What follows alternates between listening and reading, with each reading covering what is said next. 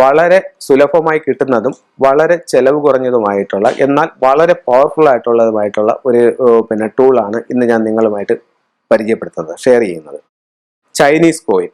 Chinese coin എന്ന് പറയുമ്പോഴത്തേക്ക് നമുക്ക് ഫംഗ്ഷൻ ഷോപ്പുകളിൽ വളരെ ഇത് സുലഭമായി കിട്ടുന്ന ഒരു കോയിൻസ് ആണ് ചൈനീസ് കോയിൻസ് എന്ന് പറയുന്നത്. ഇത്തരത്തിലുള്ള ചൈനീസ് കോയിനുകളാണ് ഇന്ന് നമുക്ക് മാർക്കറ്റിൽ കിട്ടുന്നത്. ഇത് 3 ചൈനീസ് കോയിനുകൾ ഒരു ചുമന്ന റിബണിനകത്ത് ബന്ധിച്ച് വെച്ചിരിക്കുന്നതാണ്. ഇത് സാധാരണ വരുന്നതെന്ന് പറഞ്ഞു കഴിഞ്ഞാൽ ഒന്നിനൊന്നിന് മുകളിൽ മീതിയായിട്ട് 3 കോയിൻസ് കെട്ടിയാണ് സാധാരണ വരുന്നത്. പക്ഷെ അത്തരത്തിലല്ല നമ്മൾ ഇത് കോയിൻസ് സൂക്ഷിക്കേണ്ടത്. ഇത് കോയിൻസ് എടുത്തിട്ട് 3ഉം ഈ രീതിയിലാണ് നമ്മളത് കെട്ടി നമ്മൾ പേഴ്സിനകത്തോ നമ്മുടെ പോക്കറ്റിലോ സൂക്ഷിക്കേണ്ടത്. ഒരു വ്യക്തിക്ക് 3 തരത്തിലുള്ള ഭാഗ്യങ്ങൾ ഉണ്ടെന്നുള്ളതാണ് ഫുങ്ഷുയിൽ പറയുന്നത്. അപ്പോഴത്തേക്ക് അത് 3ഉം കൂടെ ഒരു ചുമന്ന റിബണിനകത്ത് ബന്ധിച്ചിരിക്കുകയാണ്. ഇത് നമുക്ക് ഭാഗ്യങ്ങളെ സമ്പത്ത് നമ്മളിലേക്ക് വരാനും ആ പൈസയെ നിലനിർത്താനുമായിട്ടാണ് ഈ ഗോൾഡ് കോയിനും കോപ്പർ കോയിനുമായിട്ട് ഒരേ സമയം തന്നെ നമ്മുടെ പേഴ്സിനകത്ത് മേശയ്ക്കകത്ത് ഒക്കെ സൂക്ഷിക്കുന്നത്. അപ്പം നമുക്ക് പൈസ വരാനും ആ പൈസ ചെലവായി പോവാതെ നമ്മളിലേക്ക് നിലനിർത്താനുമായിട്ട് ഈ ഗോൾഡ് കോയിനും കോപ്പർ കോയിനും നമുക്ക് വീട്ടിൽ അലമാരിയിൽ പൈസ വെക്കുന്ന സ്ഥലത്ത് സൂക്ഷിക്കാം. അത് കഴിഞ്ഞിട്ട് മേശയ്ക്കകത്ത് വെക്കാം. നമ്മുടെ പേഴ്സിനകത്ത് സൂക്ഷിക്കാം. അങ്ങനെ പൈസ കൈകാര്യം ചെയ്യുന്ന എല്ലാ സ്ഥലങ്ങളിലും, ഇപ്പോൾ സ്ഥാപനങ്ങളിലാണെന്നുണ്ടെങ്കിൽ അവിടുത്തെ ക്യാഷ് ബോക്സിനകത്ത് വെക്കാം. അങ്ങനെ വെച്ച് കഴിഞ്ഞാൽ നമുക്ക് ഉറപ്പായിട്ടും നമ്മളിലേക്ക് വരുന്ന ഇൻകം കൂടും. നമുക്ക് നല്ല മണി ഫ്ലോ ഉണ്ടാവും. ഇത് നല്ലൊരു ടൂളാണ്.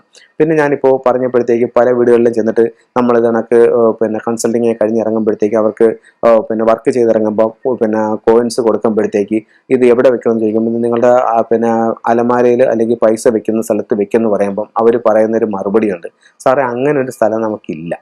നമ്മൾ അവിടെ ഇവിടെ ഒരു നിശ്ചിത സ്ഥലമില്ലാതെ എവിടെയെങ്കിലുമൊക്കെയാണ് വെക്കുന്നത്. ചിലപ്പോൾ ഷർട്ടിൻ്റെ പോക്കറ്റിൽ തന്നെ ഇട്ടാക്കും, ചിലപ്പം ഒരു സ്ഥലത്ത് വെക്കും, ചിലപ്പോൾ വേറൊരു സ്ഥലത്ത് വെക്കും. അങ്ങനെയല്ല, നമുക്കൊരു വീടുള്ളത് കൊണ്ടാണ് നമ്മൾ ആ വീട്ടിലേക്ക് ചെന്ന് കയറുന്നത്. അതുപോലെ പൈസ വരാനും ആ പൈസ വെക്കാനും അത് സൂക്ഷിക്കാനുമായിട്ടൊരു സ്ഥലം വേണം. ആ സ്ഥലത്ത് ഇത് സൂക്ഷിക്കുകയാണെന്നുണ്ടെങ്കിൽ നമ്മുടെ മണി ഫ്ലോ വർദ്ധിക്കും. ഇത് വെക്കുന്ന സ്ഥലത്ത് പൈസ മാത്രം വെച്ചാൽ മതി. അവിടെ നമ്മുടെ ബില്ലുകളോ മറ്റുള്ള കാര്യങ്ങളോ ഒന്നും വെക്കണ്ട. അതെല്ലാം നെഗറ്റീവാണ്. നമുക്ക് പൈസ വെക്കുന്ന സ്ഥലത്ത് ഇത് സൂക്ഷിക്കുകയാണെന്നുണ്ടെങ്കിൽ നമുക്ക് നല്ലൊരു പോസിറ്റീവ് എനർജി ഉണ്ടാവുകയും നമ്മളിലേക്കുള്ള പണത്തിൻ്റെ ഒഴുക്ക് വളരെയധികം കൂടുകയും ചെയ്യും. ഇതുപോലെ ഇത് വെക്കാവുന്ന വേറൊരു സാധനം എന്ന് പറഞ്ഞു കഴിഞ്ഞാൽ, ഇതിൽ ഈ കോപ്പർ കോയിൻ എടുത്തിട്ട് ഒരു ചുമപ്പ് തുണി, പട്ടിൻ്റെ തന്നെ വേണമെന്നില്ല, ഒരു ചുവപ്പ് കളറിലുള്ള ഒരു തുണി എടുക്കുക.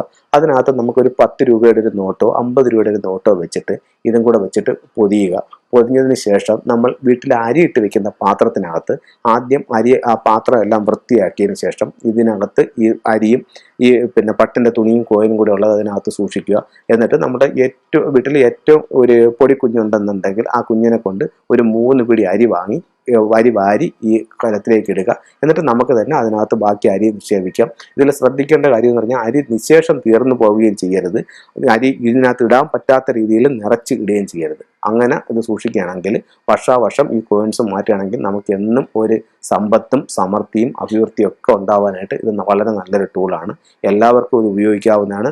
ഇതിൻ്റെ റിസൾട്ട് നിങ്ങൾക്ക് സ്വയം തന്നെ അറിയാവുന്നതാണ്.